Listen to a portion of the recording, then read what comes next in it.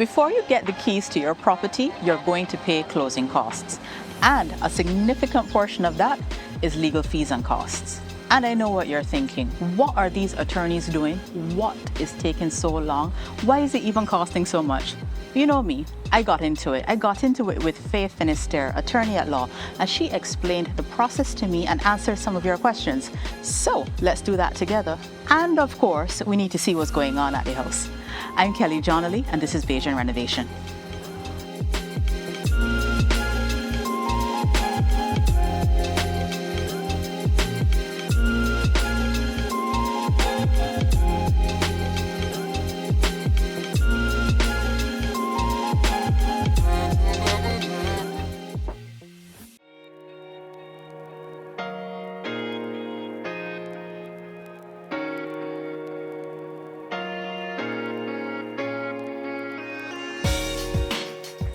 Faye, when purchasing a property, what goes on behind the scenes with this legal process? Okay, well, it depends on how you're purchasing the property, whether it's cash or whether you're borrowing funds. Oh, I'm definitely borrowing. Okay, so if you're borrowing funds, then you're looking at 3 different attorneys involved in the process. Okay. You've got the purchaser's attorney who's representing your interest. They're also going to be working on your behalf in reviewing the mortgage documents and settling those, and responding to any requisitions on title from the mortgagee's attorney, which is the bank. There's the mortgagee's attorney, which is the bank's lawyer. They're going to be doing all the due diligence, etc., on behalf of the bank. And they'll be issuing requisitions on title as well to your attorney to ensure that everything's in place. And then there's the vendor's attorney, who is representing the vendor's interest. Their interest, obviously, is to sell the property and get their cash without any hitches by completion date. Okay, so having gone through the mortgage process, I mean, you made it sound very neat. Sometimes it takes long. What is happening when things are taking long by, our impatient standards? What is everybody doing behind the scenes? Okay, so you asked about why the mortgage process taking so long. So the mortgagee is going to want to ensure that they've done their full risk assessment, not only on you, the purchaser, but also against the property. Okay. That entails... So this is the bank? That's the bank. Okay.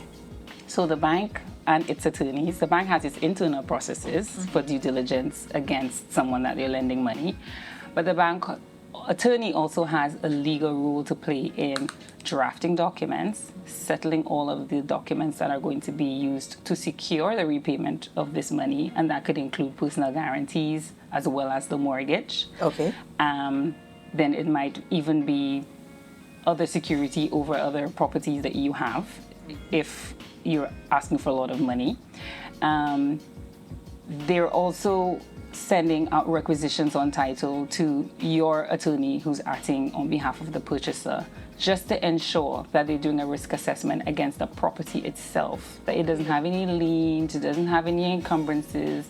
There's no old man that's accustomed passing over this property to get to his property, and therefore he has some sort of easement to walk over your land. So the bank's attorney wants to be assured that there are no issues with the title, to the same degree that the bank wants to be assured that there be no issues with you repaying the funds that they're lending you. Can you expand a bit on these encumbrances? I mean, in my process, I have come across, or I should say the attorneys have come across encumbrances. What are some of the things that tend to come up when these searches are done or this due diligence is done? Typically, you would have an old mortgage debt that's not been released, because once a mortgage is paid off, you would then issue a release to the person saying that they're released from and discharged from repaying anything, and you no longer have any lien on their property. So sometimes you might find an old mortgage or an old loan that's not been released.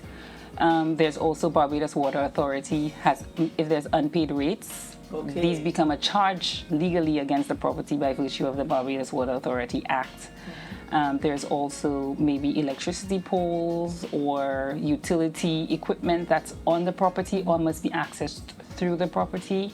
Again, the issue of easements, somebody having a right to walk across or access the property. That's a big thing in Barbados. Exactly, with neighbors.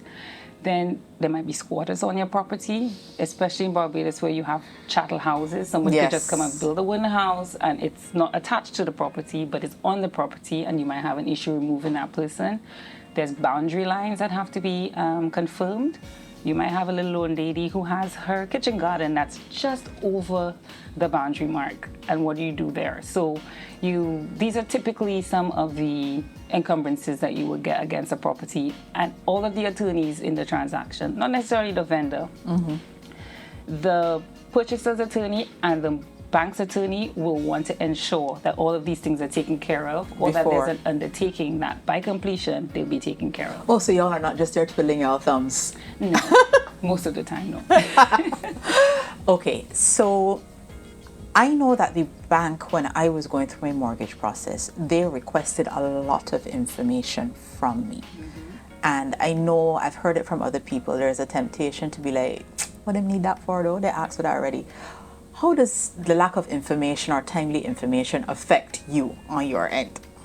Okay, so none of the information that these lawyers are asking for, or that the bank is asking for the internal process, is irrelevant. It's all irrelevant. Okay. If you don't respond, and you don't respond in like some sort of way that you want to strictly comply with the request, you are rebelling against your own progress.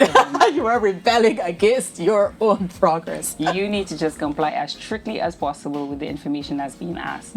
For instance, these days attorneys in their onboarding process are required to do some sort of like know your client or anti-money laundering record keeping. So now we're required to do due diligence on somebody who walks into our office. We might be asking you for copies of your passport. We might be asking you for 2 IDs. We might be asking you for a utility bill. I know these things are annoying to clients, especially considering if you're buying from the bank, if you're borrowing from the bank, you're also going to be asked for these same documents from the bank. We're not in communication with the bank. We have our own record-keeping process. I've realized. So I know it's annoying, and sometimes it's repetitive, and it sometimes feels as if when you applied initially for the mortgage, you attached all these documents. Why are you asking me for it again? And now you've been asked for the same documents after the facility letter has been issued. Just comply. This is the role, the only role that you have to play. It's to provide the information. Provide the information and pick up your keys at closing. I'm so glad you said that, because since we started this series, people come into the DMs and they ask, do you have any suggestions how to get through faster with the bank and stuff like that? This is my advice to you, and I'm so glad she said it. Whatever they ask you for, conserve your energy. Just get them what them asked for. If they want this ID, this document, this land tax bill, the transaction literally will not close until everything is there. And I have found it gives you some measure of grace with the bank. If you just drop everything in a zip file and send it to them. Everything for me with them is just be like, yes, I amen. Okay, you want it now? You want the one from last year? Okay. And I find it tends to move faster, but I do hear people complaining about them asking for this again. They will ask for it again. There are also different departments in the bank. There's a compliance department, then there's the lending department, and then there's possibly the attorney who's external counsel who's asking for something else. So you have to tick all those boxes, because these are the steps that you have to take in order to get to the finish line. And it's just a part of the legal process in Barbados to close on this property. It is. So let me get down to the saucy part, right?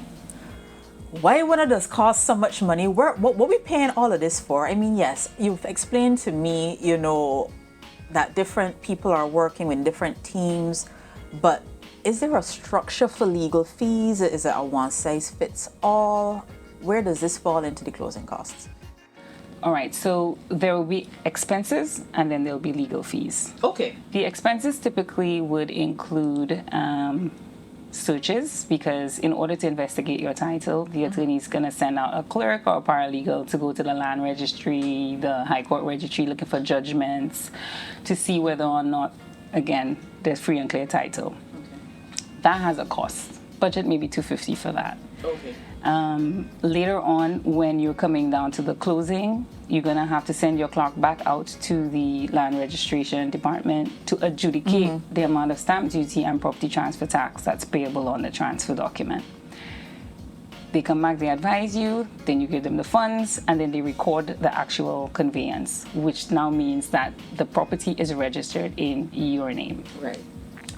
that has a cost to it. Obtaining land tax certificates, that has a prescribed cost to it. And these are like costs that are usually under $200.